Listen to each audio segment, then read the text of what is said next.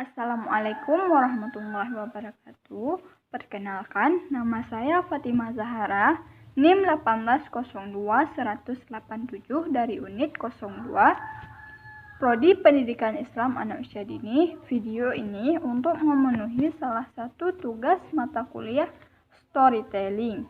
Nah, di sini saya akan bercerita tentang semut Nabi Sulaiman. Tokoh yang ada dalam cerita ini yaitu semut pekerja dan Nabi Sulaiman. Cerita ini terdapat dalam Quran surah An-Nam ayat 18 yang bunyinya, hingga ketika mereka sampai di lembah semut, berkatalah seekor semut, "Hai semut-semut, masuklah ke dalam sarang kalian agar kalian tidak diinjak oleh Sulaiman dan tentaranya."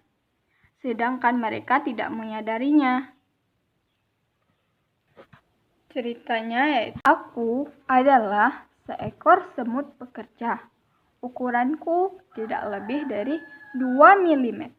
Namun, meskipun tubuh kami kecil, Allah memberi kami kepandaian membuat sarang. Perhatikanlah sarang kami yang menyerupai sebuah kota di bawah tanah.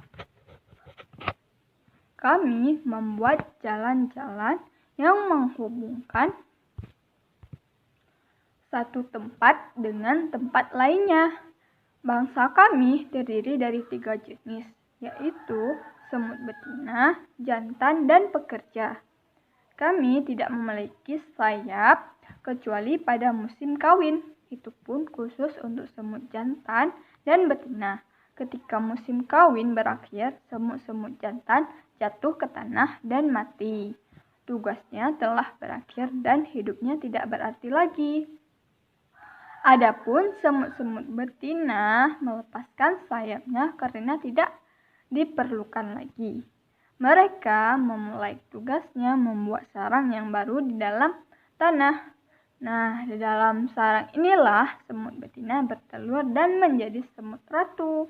Ia bertugas merawat telur-telurnya dan memberi makan larva. Nah, larva-larva itu kemudian tumbuh menjadi semut-semut yang baru. Ada yang menjadi semut betina, jantan, atau pekerja seperti aku. Nah, sebagai semut pekerja, aku bertugas di luar sarang. Jika menemukan makanan, aku yang akan membawanya. Jika makanannya terlalu besar dan berat, aku akan memanggil kawan-kawanku untuk membantu menolongnya setelah sampai di sarang. Kami menyimpannya di gudang makanan. Makanan yang kami kumpulkan itu sebagai bekal makanan di musim dingin, saat kami sulit mencari makanan. Aku bertanggung jawab terhadap bahaya yang ada di luar. Bahaya pertama bagi bangsa kami adalah binatang, karena kami tidak.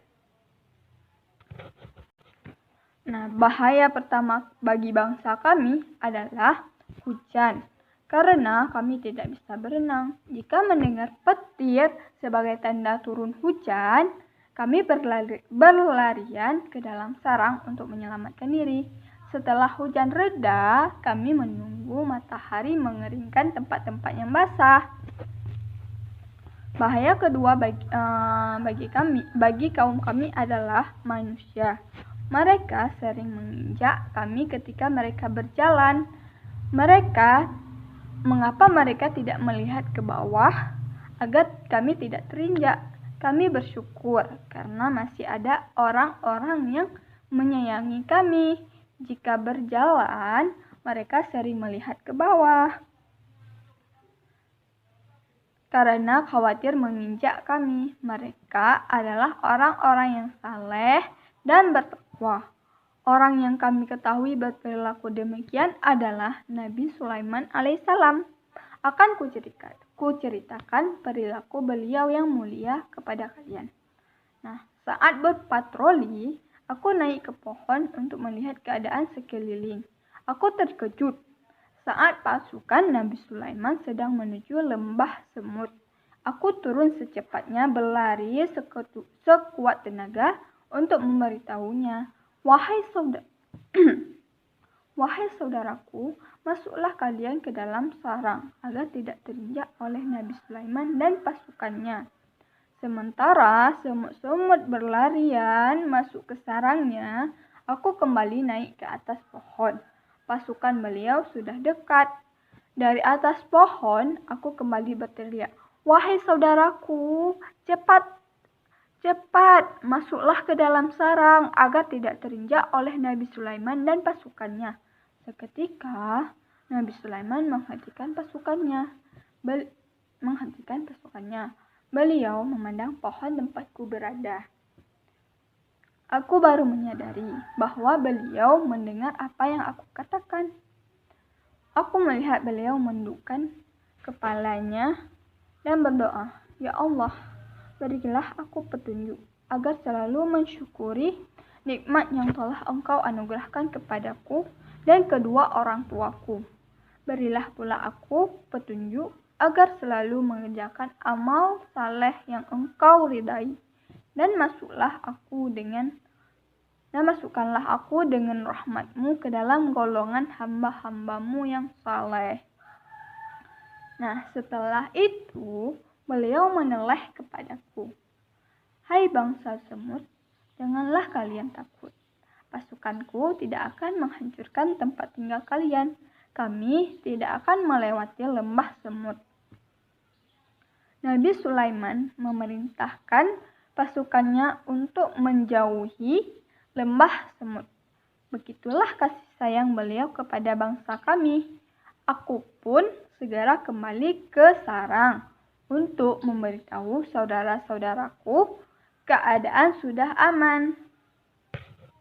Nah, pesan moral dalam cerita ini yaitu kita sebagai manusia jangan lupa bersyukur kepada Allah atas apa yang diberikan kepada kita. Nabi Sulaiman saja yang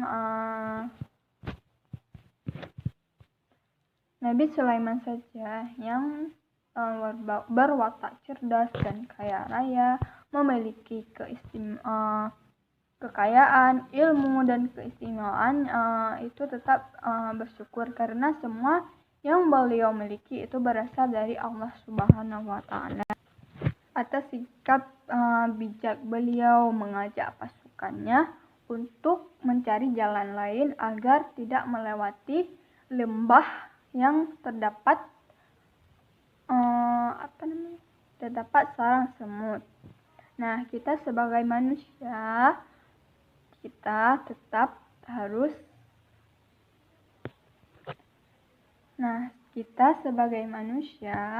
tetap harus menjaga dan melihat jika berjalan agar tidak menginjak semut.